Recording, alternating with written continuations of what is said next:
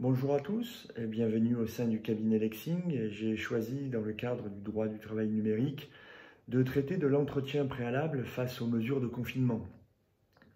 Au-delà de cette simple question, quels sont les réflexes à adopter pour continuer à bien fonctionner dans l'entreprise en situation de crise?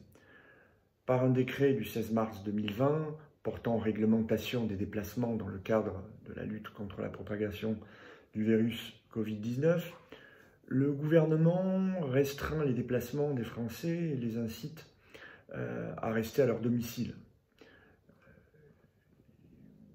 Dans le cadre d'une procédure disciplinaire, un entretien préalable peut-il encore se tenir? Peut-il se tenir à distance? Ou bien doit-il être reporté? Bien entendu, la crise sanitaire et économique incite à la clémence. Les entreprises doivent trouver un équilibre et adapter leur organisation afin d'assurer la continuité de leur activité. 2 mois est le délai de l'action disciplinaire de l'employeur à partir de la connaissance des faits fautifs. Le prononcé de la sanction doit aussi se situer dans un délai d'1 mois à compter de la tenue de l'entretien préalable. Bien entendu, sous réserve de modifications, notamment par ordonnance du gouvernement qui viendrait modifier certaines dispositions du Code du travail, le décret à ce stade du 16 mars 2020 n'interrompt pas la prescription de l'action disciplinaire.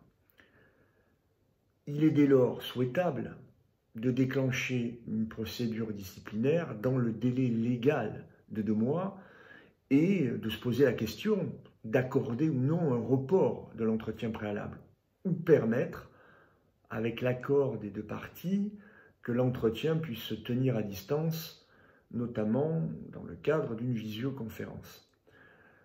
Dans cette crise, les entreprises doivent pouvoir continuer à fonctionner.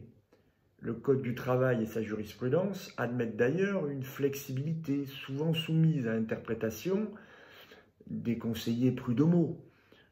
Il est certain que si les dispositions, notamment liées au report, sont refusées sans discernement, dans cette période troublée, ces refus pourraient être jugés comme une sorte de passage en force. Si nous sommes en présence de restrictions importantes, qui se durcissent d'ailleurs, elles demeurent temporaires. Dès lors, dans ces circonstances exceptionnelles, et limitée dans le temps, une demande de report de l'entretien préalable, qui le plus souvent se déroule en présentiel, doit pouvoir être accordée, en tout cas étudiée.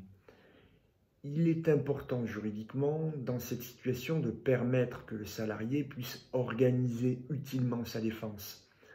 Et si la crise perdure, l'employeur pourra proposer l'entretien préalable par voie de visioconférence. Ce dispositif paraît acceptable dans ces conditions s'il recueille néanmoins l'accord du salarié pour lesquels cette disposition protectrice a été prévue. Pour sécuriser le recours à la visioconférence, l'employeur aura pris soin d'établir un écrit qui permettra au salarié de signifier son accord sur cette procédure dérogatoire. Ce dispositif de communication à distance devrait d'ailleurs permettre aux salariés également de se faire assister dans des conditions inscrites au Code du travail, notamment en étant accompagné par un représentant du personnel.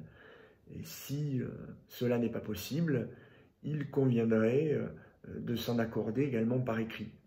En cette matière, la jurisprudence sociale a déjà eu à décider que le recours à la visioconférence ne contrevenait pas à l'obligation d'exécution loyale du contrat de travail de la part de l'employeur. Ainsi, avant de refuser tout report, il conviendra d'opérer une analyse précise de chaque situation en prenant soin d'interroger, en cas de besoin, en cas de doute, la médecine du travail. D'une part, le contexte actuel, nous l'avons dit, incite à répondre favorablement, et d'autre part, lorsque le report découle d'une demande faite à l'initiative du salarié et non de l'employeur, je vous rappelle qu'un nouveau délai d'1 mois court à compter de ce dernier entretien préalable. Merci encore de votre attention et la suite, bien entendu, au prochain numéro. Merci à tous.